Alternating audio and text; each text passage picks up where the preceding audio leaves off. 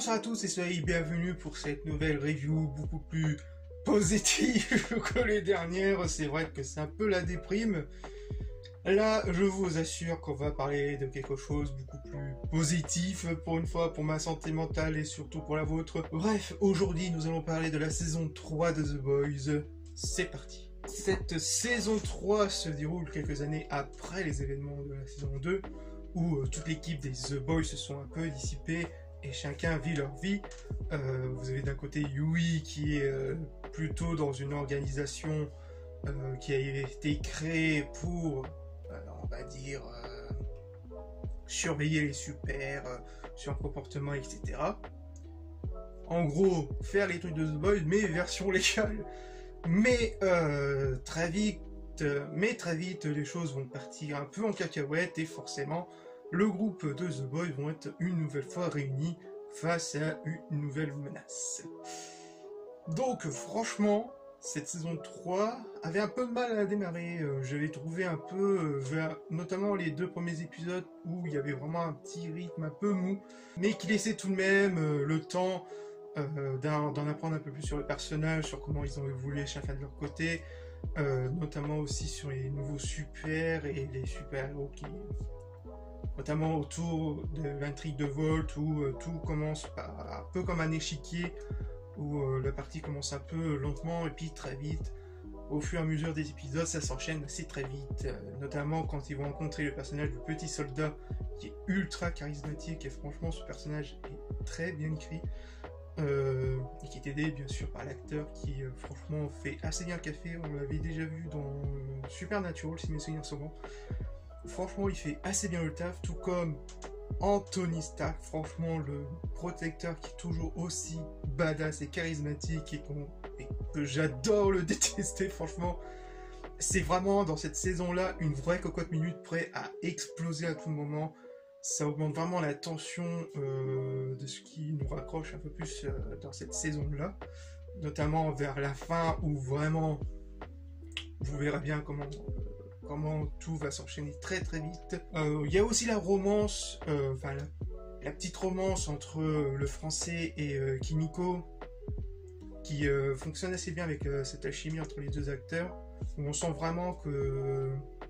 on voit leur passé, qu'ils ont vraiment un truc en commun qui est leur passé assez douloureux et qui vont très vite se retrouver vraiment sur ce point commun, d'où le renforcement de leur relation. Concernant Butcher, on va en apprendre un peu plus sur ce qui s'est passé avec son frère et comment il considère Yui comme son petit frère qui est prêt à tout, même à se comporter comme le dernier des connards pour le protéger. Donc ça c'était plutôt cool.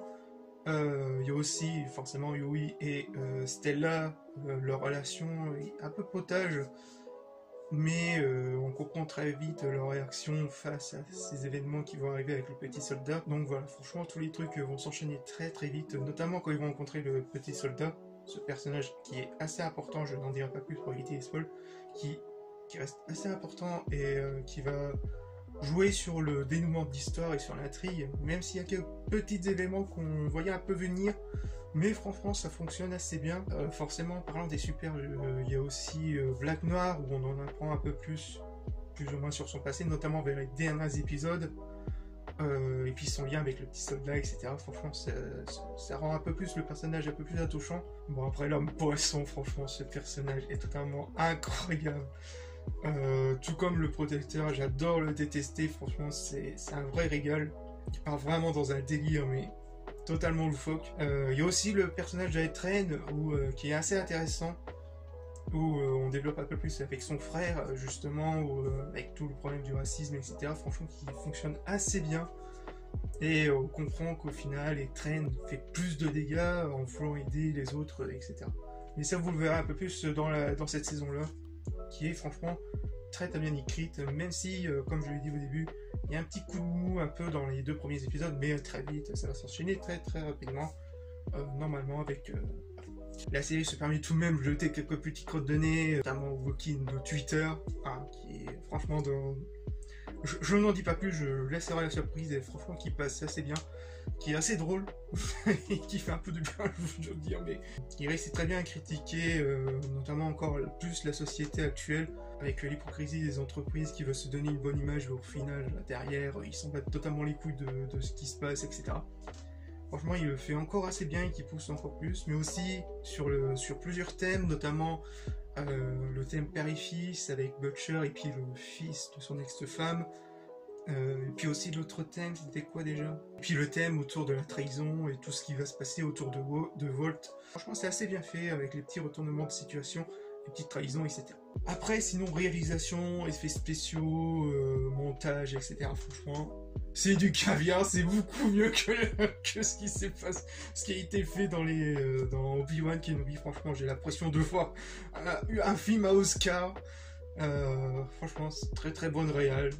Par 3 réalisateurs, je crois, dont une réalisatrice. Franchement, c'est top. Je n'ai quasiment rien à dire. Bref, franchement, si vous n'avez pas vu The Boys, notamment sa saison 3, je vous conseille de la voir, bien sûr, avec un public assez modéré, notamment avec l'épisode de l'Hérogasme, dont, franchement, de mes souvenirs dans les comics, c'est beaucoup plus trash, bien sûr, mais ils ont respecté tout de même un peu le délire. Ça passe assez bien. Donc, si vous n'avez pas vu The Boys, si vous avez marre un peu de Marvel, qui est un peu gentillet, etc., The Boys est franchement le truc que vous pouvez voir tranquillement, qui appose tout de même quelques thèmes et critiques assez intéressantes sur notre société et si les super-héros étaient dans notre ère moderne. Et bien sûr, et hâte de voir cette saison 4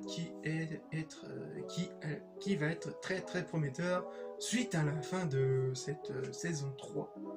Voilà. Franchement, foncez le voir, ça fait du bien de voir un peu positif sur la chaîne, mais aussi pour moi, pour ma santé mentale.